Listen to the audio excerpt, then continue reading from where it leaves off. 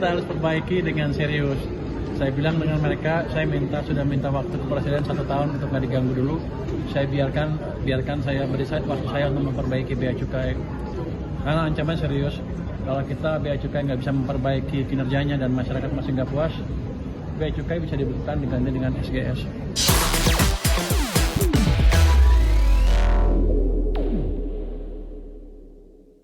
Menteri Keuangan Purbayayudi Sadewa mengultimatum jajaran Direktorat Jenderal Bea dan Cukai menyusul citra negatif yang masih melekat di mata masyarakat.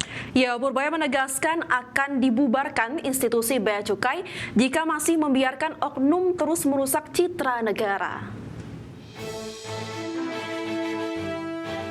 Menteri Keuangan Purbayayudi Sadewa menegaskan perlunya pembenahan menyeluruh di Direktorat Jenderal Bea dan Cukai menyusul citra negatif yang masih melekat di mata publik hingga pimpinan negara. Purbaya mengaku bahwa perbaikan institusi tersebut akan menjadi salah satu fokus utamanya dalam 1 tahun ke depan. Dirinya telah meminta waktu kepada Presiden Prabowo Subianto untuk melakukan pembenahan tanpa gangguan selama 1 tahun. Sebab jika kinerja dan citra Bea Cukai tak diperbaiki, maka instansi Bea Cukai akan menghadapi hukuman yang sangat serius, termasuk kemungkinan pembekuan dan pengalihan tugas kepada perusahaan swasta asal Swiss, Société Générale de Surveillance atau SGS, seperti pernah terjadi pada era Presiden Soeharto di tahun 1985. Untuk itu Purbaya meminta 16.000 pegawai Bea Cukai harus bekerja dengan sungguh-sungguh.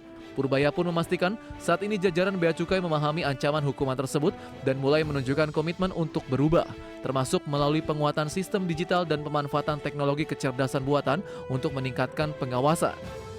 Jadi kita harus perbaiki dengan serius. Saya bilang dengan mereka, saya sudah minta waktu ke Presiden 1 tahun untuk nggak diganggu dulu. Saya biarkan saya beri waktu saya untuk memperbaiki Bea Cukai. Karena ancaman serius. Kalau kita bea cukai nggak bisa memperbaiki kinerjanya dan masyarakat masih nggak puas, bea cukai bisa dibutuhkan diganti dengan SGS seperti zaman dulu lagi. Jadi sekarang bea cukai, orang-orang bea cukai mengerti betul ancaman yang mereka hadapi. Jadi mereka sudah amat semangat memperbaiki kinerja mereka. Purbaya optimistis pembenahan DJBC akan menunjukkan hasil positif pada tahun depan. Mantan Ketua LPS ini menilai penerapan teknologi baru mulai membawa kemajuan yang signifikan.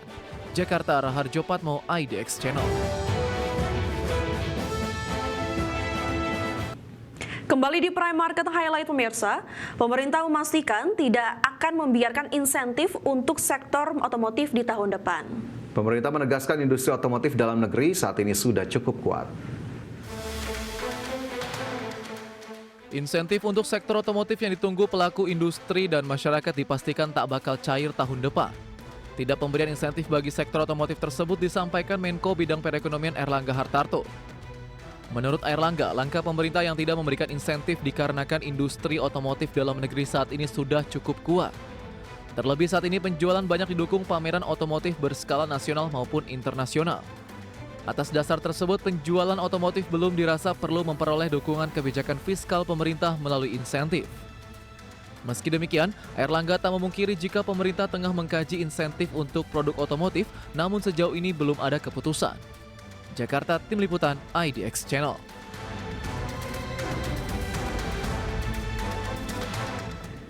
Ya, masih dari industri otomotif, pemirsa, Menteri Perindustrian Agus Gumiwang Kartasasmita menyayangkan tidak adanya pemberian insentif bagi industri otomotif di tahun depan. Pasalnya pemberian insentif dirancang untuk mendorong pertumbuhan industri kendaraan bermotor dalam negeri. Menpora menilai keputusan Menko Perekonomian Erlangga Hartarto yang menegaskan tidak ada insentif bagi industri otomotif pada tahun depan sebagai langkah yang terlalu terburu-buru lantaran pihaknya masih melakukan kajian. Langkah tersebut juga berpotensi menghambat geliat sektor manufaktur yang berupaya untuk bangkit.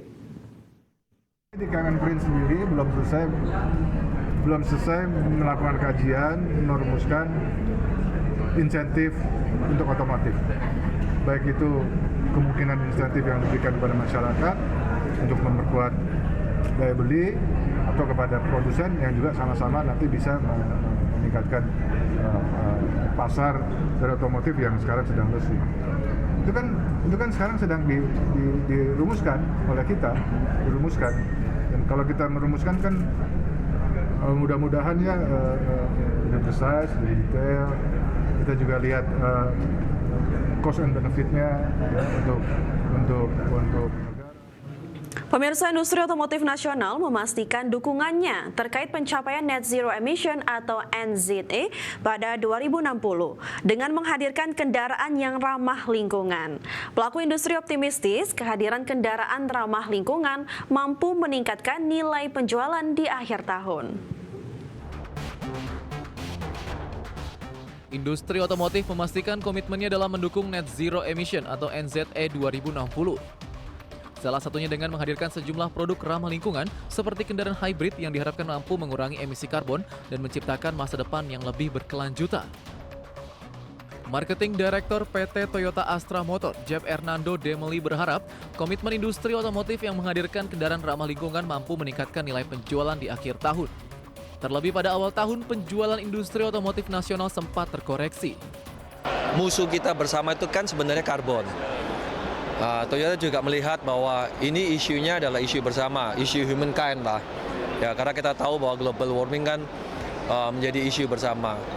Nah, karena itu sesuai dengan komitmen Toyota sebagai pemain prinsipal otomotif salah satu yang terbesar di dunia, kita harusnya berkontribusi. Dan strategi yang dipilih adalah multi pathway. Kenapa multi pathway? Karena kita percaya bahwa mobility for all. Para pelaku industri otomotif berharap kebijakan pemerintah mampu mendukung sektor industri dan penjualan otomotif dalam negeri. Jakarta, Devi Firmansyah, IDX Channel.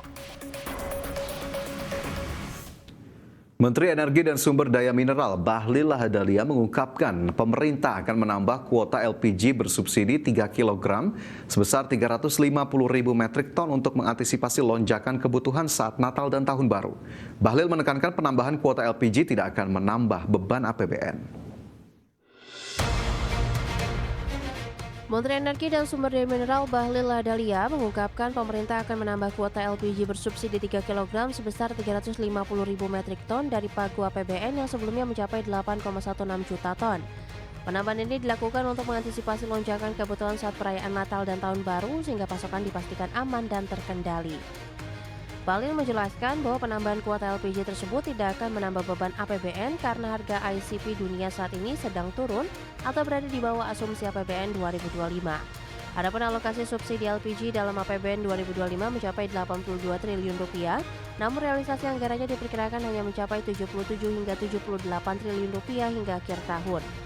Tadi dalam rapat terbatas yang dipimpin oleh Bapak Presiden menyangkut dengan LPG, kita ada penambahan kuota, di mana kuota kita di dalam APBN itu 8.160.000, kita tambah kurang lebih sekitar 350.000 ton untuk menjaga antisipasi kebutuhan di Natal dan Tahun Baru. Sehingga saudara-saudara kita yang menjalankan ibadah Natal dan Tahun Baru untuk kita semua di 2025 insya Allah clear menyangkut dengan LPG. Jadi penambahan anggaran. Nggak ada penambahan anggaran karena harga ICP dunia itu turun. Karena alokasi kita di dalam APBN di 2025 itu kan 82 triliun. Sementara realisasi dengan menambah 350.000 ton itu nggak sampai di 80 triliun, hanya sekitar 77-78 triliun.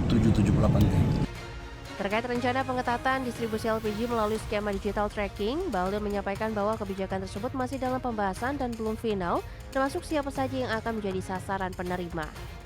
Dari Jakarta, Bagus Prasetyadi, IDX Channel. Pemirsa, PT Kilang Pertamina Internasional akan terus mengoperasikan 6 unit kilang yang dimiliki guna mendukung Satuan Tugas Natal 2025 dan Tahun Baru 2026. Pada periode November hingga Desember, Kilang Pertamina Internasional akan memproduksi BBM dengan total sekitar 42,6 juta barel.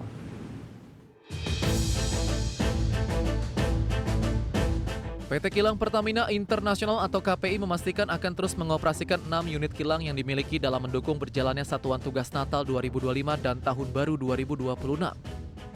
PJS Corporate Secretary PT Kilang Pertamina Internasional Mila Suciani menyebut, pada November hingga Desember 2025 pihaknya akan memproduksi BBM dengan total sekitar 42,6 juta barel yang terdiri dari BBM jenis gasoil atau solar, gasolin atau bensin, dan aftur.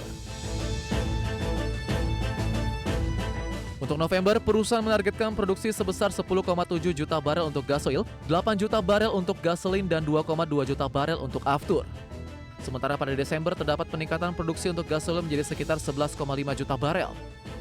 Kilang Pertamina Internasional terus berkomitmen untuk menjaga kualitas seluruh produk yang diolah sehingga BBM yang dihasilkan dapat memenuhi spesifikasi sesuai dengan ketentuan.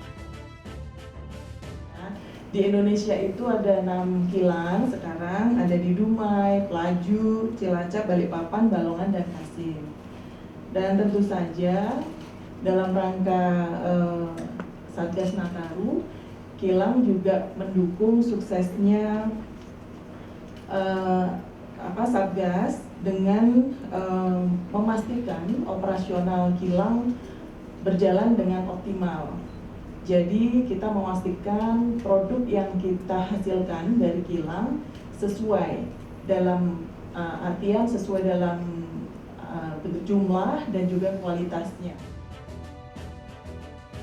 Dari sisi pasokan minyak mentah, PT Kilang Pertamina Internasional memastikan ketersediaan stok minyak mentah sekitar 15 hari untuk diolah menjadi berbagai produk BBM dan non-BBM. Jakarta, Adi Firmansyah, IDX Channel.